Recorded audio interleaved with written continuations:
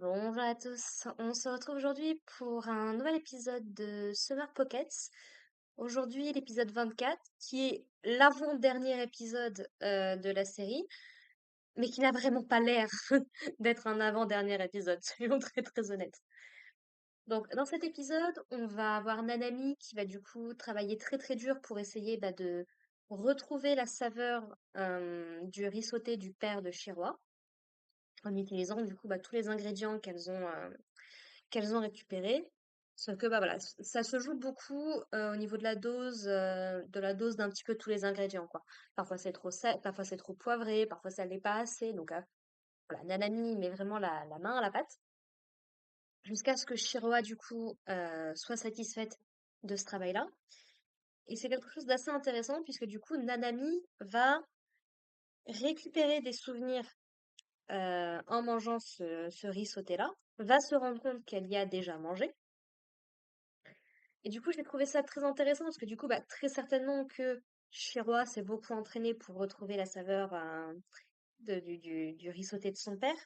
Et du coup, comme elle en a préparé pour Umi, évidemment que Umi, du coup, on a, on avait déjà mangé, soit parce que c'est elle-même qui l'a préparé, soit pour autre chose. Mais du coup, j'ai bien aimé le petit parallèle parce que du coup, Oumi, elle aussi, essayait de refaire du coup du curry pour euh, Aéric, qui est du coup son père. Et il y a tout ce délire, voilà, au niveau de la note, comment c'était, qu'est-ce qu'il fallait améliorer, ce genre de choses. Je trouve que ça fait un joli parallèle entre les deux versions de Oumi qu'on a eu jusqu'ici. Du coup, vu qu'elles sont satisfaites du résultat, elles vont aller le proposer au grand-père de Shiroi, qui réagit assez mal. On va dire que lui aussi, il a un petit peu du mal à accepter la disparition des parents de Shiroi, puisque du coup, sa propre fille était dans le mix. Et cet épisode a l'air de nous confirmer effectivement que la mère de Shiroi, donc Hitomi, serait bien décédée, qu'elle n'a pas juste disparu comme ça. J'ai oublié d'en parler dans l'épisode précédent, mais on a la tante de Airi, donc Kyoko, qui va parler avec Nanami d'une espèce de mythe, d'une espèce de légende un petit peu du coin, un petit peu similaire à celle des papillons arc-en-ciel, mais en gros que on serait capable de retrouver l'être aimé, basiquement en se donnant la mort, en fait. Alors, est-ce qu'il faut faire partie d'une famille en particulier? L'animé ne le précise pas, mais bon, comme elle faisait partie de la famille Naruse, ce serait pas impossible. Et donc apparemment, la mère de Shiroi était très intriguée par cette histoire-là avant de disparaître. Et un peu plus loin dans l'épisode, on nous dit que semblerait-il que le pouvoir des Naruse est responsable de la disparition d'Itomi. Ce qui a l'air du coup de confirmer. L'épisode a l'air de confirmer mes suspicions, c'est-à-dire que c'est un pouvoir qui se transmet. Alors je pensais que c'était de la famille du grand-père de Shiroi, mais non. Sa propre femme à lui venait de la famille Naruse et visiblement avait un espèce de pouvoir similaire, puisqu'elle a déjà demandé à son mari, donc au grand-père de Shiroi, de ne pas parler de ce genre de choses et juste de se concentrer, de profiter de l'été en question. Donc il y a vraiment comment je pourrais dire ça? Il y a vraiment une importance qui est mise sur cette notion d'été, peut-être liée aux vacances, mais principalement sur cet été. Ce qui fait qu'encore une fois, cet animé me donne beaucoup de vibes. J'y ai pensé dans l'épisode précédent, j'ai oublié d'en parler, mais il me donne une grosse vibe aussi Higurashi.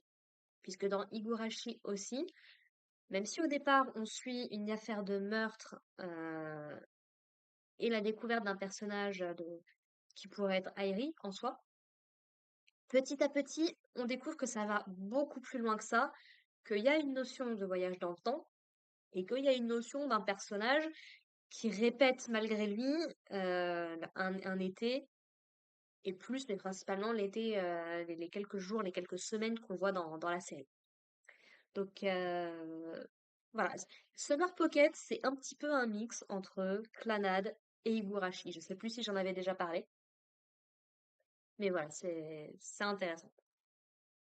Quoi dire de plus? Donc voilà, donc le grand-père s'énerve un petit peu, forcément Shiroi le prend très mal et s'enfuit, elle a peur en fait. Elle se dit mince, j'ai fait quelque chose de mal.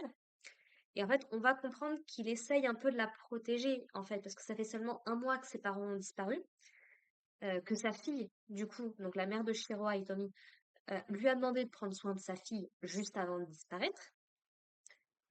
On sait visiblement que Hitomi, d'une manière ou d'une autre, communique avec Kyoko plus tard dans la série. Euh, mais il y a quelque chose de bizarre.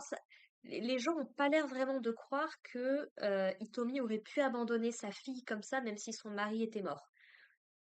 Maintenant, perdre quelqu'un auquel on tient à ce point, c'est pas évident et ça peut nous pousser à faire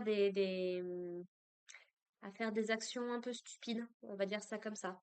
Ça va donner une grosse vibe aussi foot basket, puisque dans la série Foot Basket, cette partie-là a été adaptée en film, mais la mère de Toru a perdu son mari quand Toru était toute petite, et elle l'a très très très très mal vécu, ce qui a impacté un petit peu toute la vie de Toru par la suite. Donc, qu'elle se soit retrouvée dans un désespoir si profond pour aller jusque-là, me surprendrait pas nécessairement.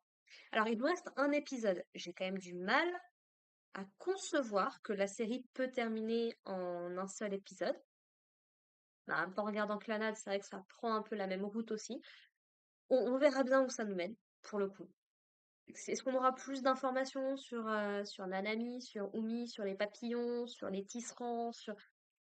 J'attends de voir vraiment comment la série va se conclure à ce niveau-là. Suite à ça, donc, Shiroa est invité à l'école pour une activité que je trouve particulièrement insensible de la part du professeur. En tout cas, dans la façon dont le professeur gère la chose, ça m'a rappelé, moi, des mauvais souvenirs. Pas moi personnellement, mais j'en ai déjà parlé si vous avez suivi un petit peu les vidéos, mais j'ai perdu ma propre mère quand j'étais plus jeune. Et mon petit frère s'est pris ce genre de remarque-là de la part d'une enseignante. C'est-à-dire, en fait, que pour la fête des mères, elle l'a forcé à faire un truc, quoi.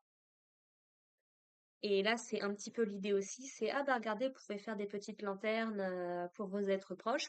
Sauf que cette prof, pour le peu qu'on en voit, manque d'empathie et de compassion quant à la situation de Chiroa. C'est-à-dire que bah voilà, elle dit: «Bah voilà, vos êtres chers, reviennent nous voir un peu pendant l'été et puis bah à la fin de l'été, on prend les lanternes pour les laisser partir».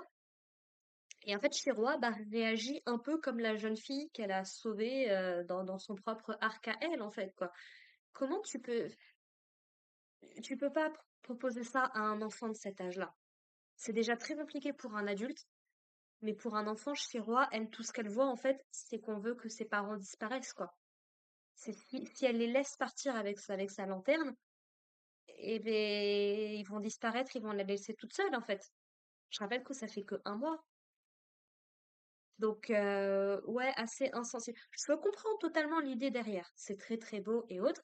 Et c'est quelque chose qui, moi, m'a aidé à faire mon deuil. Puisque j'ai mis 13 ans à faire mon deuil parce que j'avais pas réussi à lui dire au revoir, en fait, la première fois. Et c'est que des années plus tard que, bah, je lui ai écrit une lettre que j'avais pas pu lui écrire à l'époque. Et on a envoyé une espèce de lanterne dans le ciel. Voilà, c'était symbolique, mais ça m'a soulagé d'un poids. Mais il y a un moment pour faire les choses, il faut prendre en considération sachant que Chiroa, elle a déjà un blocage par rapport à son deuil, puisqu'elle a du mal à exprimer la tristesse qu'elle ressent. Tu peux pas lui proposer ça comme ça. Et il y a un autre personnage avec lequel je suis pas nécessairement en accord non plus. Puisque donc moi qui disais dans l'épisode dernier que bah, la grand-mère de Airi, bah, on en avait vaguement entendu parler comme ci, comme ça, mais sans plus, bah, elle revient dans cet épisode-là. Et j'ai été très contente de la voir. Je me suis dit, ah tiens, pourquoi pas. Et en fait, elle vient présenter ses respects à la famille Naruse pour la perte du coup du père et de la mère de Shiroa. Et elle a l'air de bien connaître du coup le grand-père de Shiroa. Encore une fois, hein, je m'en départirai jamais du fait que la famille Kato, donc la famille de la grand-mère de Airi et de Airi par conséquence, et de Kyuko, sa tante, pour moi, ils ont un truc. Ils savent et ils réagissent à trop de trucs pour que ce soit juste de la pure coïncidence. Donc elle a l'air de bien connaître du coup le grand-père. Et en fait, Shiroi va venir lui demander un petit peu si elle connaissait sa mère, si elle peut lui parler un petit peu, quoi. Et du coup, la grand-mère de Airi va lui dire, il faut que tu sois forte, il faut pas que tu sois faible, ce genre de choses. Ce que j'approuve pas des masses, puisqu'un enfant ou n'importe qui, en fait, a le droit d'être dévasté par la perte d'un proche.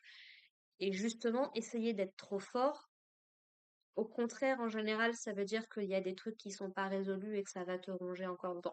C'est mon avis personnel, ça vaut ce que ça vaut, mais j'ai trouvé la grand-mère un peu insensible aussi. Alors, elle essaye quand même de lui faire comprendre, aie confiance en ta mère, elle t'aurait pas laissé juste comme ça, elle tenait à toi, ce genre de choses.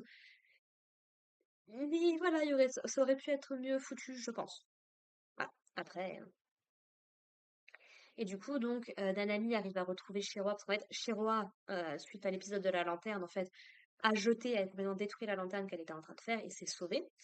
Et c'est un passage que j'ai bien aimé. Il y a tous les amis, les jeunes qu'on connaissait quand on était en version enfant, là, qui se sont tous dressés pour protéger un petit peu Shiroi de Nanami, parce qu'ils ont vu que Shiroi, elle est partie, ils ont vu que Nanami lui a dit un truc, bon, ils se disent, qu'est-ce que tu lui as fait, quoi. Mais elle essaie juste d'aider. Donc, petit passage que j'ai bien aimé pour le coup. Et donc, du coup, donc, Nanami finit par la retrouver à la fin de cet épisode-là. Et l'épisode se conclut un petit peu comme ça. On dirait que Shiroi a pris une décision. J'ai oublié de mentionner également dans cet épisode, donc on confirme que Nanami, du coup, est bien une autre version j'allais dire de Ushio, mais de Umi, puisque donc il y a un espèce de papillon argenté, du coup, qui vient un petit peu la voir, qui a l'air un petit peu lui raconter des trucs. Euh, et en fait, ça confirme bien, en fait, globalement, que voilà, c'est les souvenirs. Elle a l'air d'avoir plus ou moins regagné ses souvenirs, même si elle reste sous son apparence, sous sa forme de Nanami.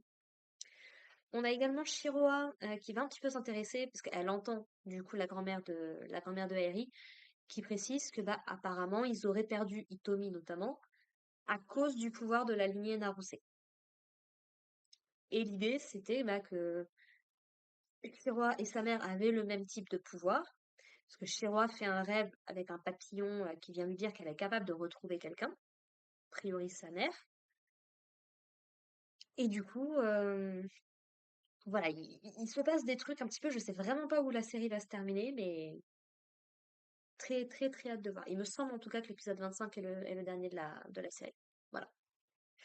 Sur ce, bah écoutez, on se retrouve la semaine prochaine pour parler bah, probablement du dernier épisode. Point d'interrogation.